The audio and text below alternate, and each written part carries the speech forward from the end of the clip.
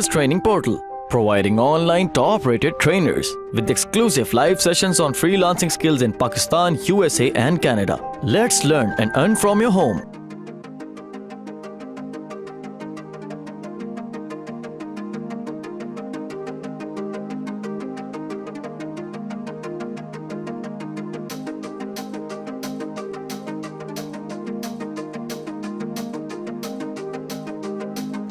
PBN के बारे में ये है कि आपने एक्सपायर्ड डोमेन्स लेनी होती हैं, उसके लिए डिफरेंट साइट्स हैं, उसमें मूनसी है, ठीक है, और इसके अलावा है buy-pr.com, और इसके अलावा है एक्सपायर्ड डोमेन्स, इसमें .net है साथ, domains.net, ओके, buy-pr.com से मिल जाएंगी, उनसे भी मिल जाएंगी, ठीक है। ये तो हैं जी फ्री रिसोर्सेज, जहाँ से आपने डोमेन लेनी है और वो डोमेन लेके आपने जो है उसको रजिस्टर करना है। इसके अलावा एक सॉफ्टवेयर है जो कि हम लोगों ने बनाया है इंटरनेशनल मार्केट के लिए, डोमेन, यार ऐसे ही आ जाएगा,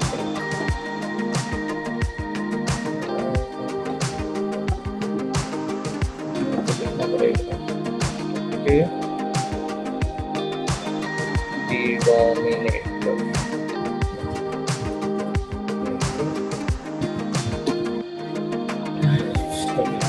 ये हो गया जी एक्सपायर्ड डोमेन्स आ गया। इसके बाद आ गया buy-pr.com है, और इसके बाद आ जाता है उनसे, ये डिफरेंट है यहाँ पर।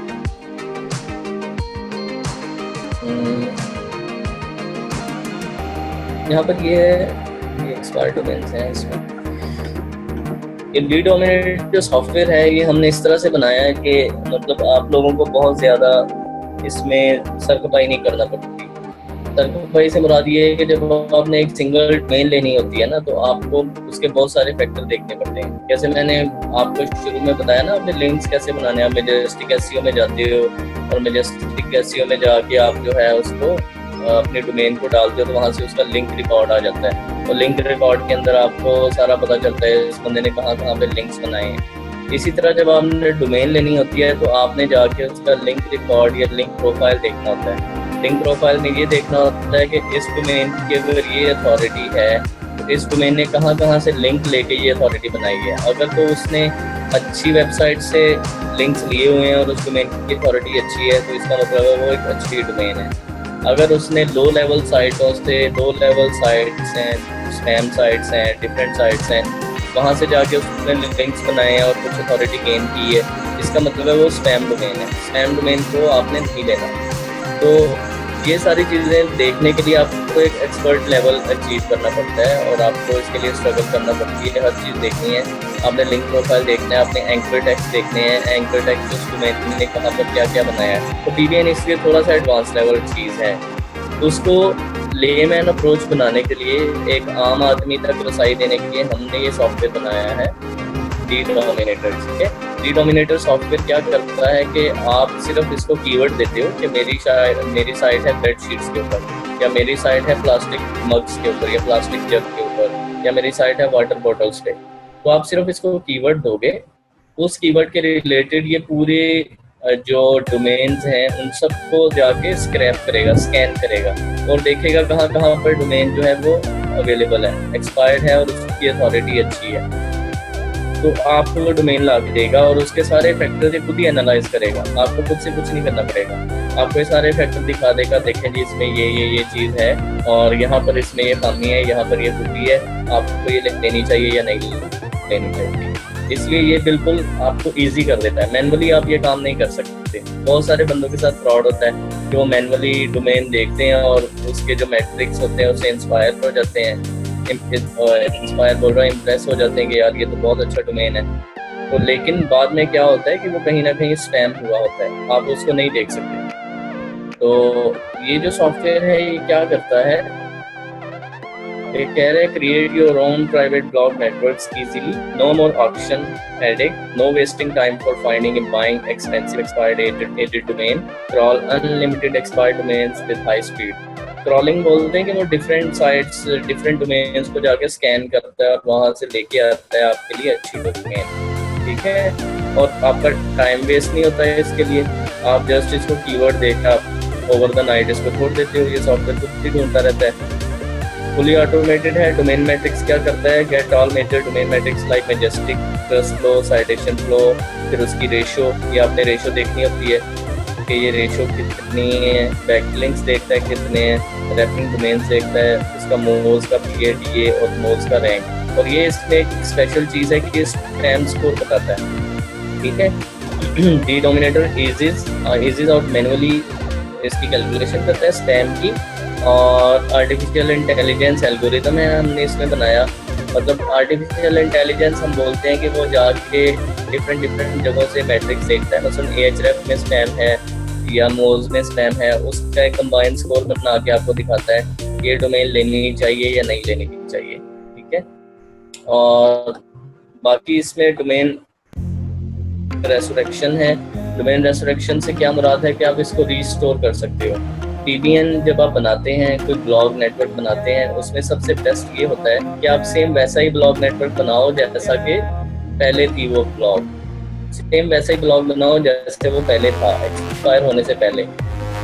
ब्लॉग नेटवर्क होता क्या है, प्राइवेट ब्लॉग नेटवर्क। इसमें ये होता है कि फर्ज करो कि US के अंदर इलेक्शन हो रहे हैं, जैसे अभी हो रहे हैं या पहले हुए थे लीप ईयर में इलेक्शन हो रहे हैं, तो उसमें एक कैंडिडेट था, उसकी एक वेबसाइट है या एक उसका बैलेट पेपर प्रिंटिंग की एक वेबसाइट थी, या कोई और एडवर्टाइजमेंट एजेंसी थी जो पॉलिटिशियंस को सर्विसेज दे रही थी। उसने इलेक्शन के लिए एक वेबसाइट बनाई थी, एक डेमो सी कंपनी थी, लेकिन वो कंपनी जाहिर है उसके पास मिलियंस ऑफ विजिट्स होंगे और उसके पास बहुत ज़्यादा अथॉरिटी होगी, बड़े बड़े पॉलिटिशियंस उससे मतलब उसको रिकमेंड कर रहे होंगे या उससे सर्विसेज ले रहे होंगे।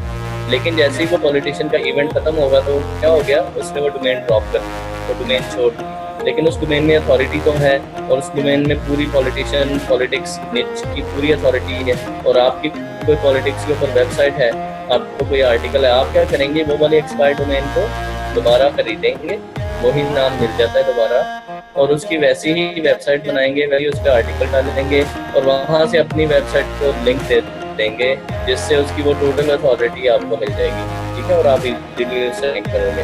तो टोटल अथॉरिटी से मुराद ये है कि major part of that authority वो आपको वोट करेगा गूगल में रैंक करने के लिए। ये मैंने एक पॉलिटिक्स की एग्जांपल दी।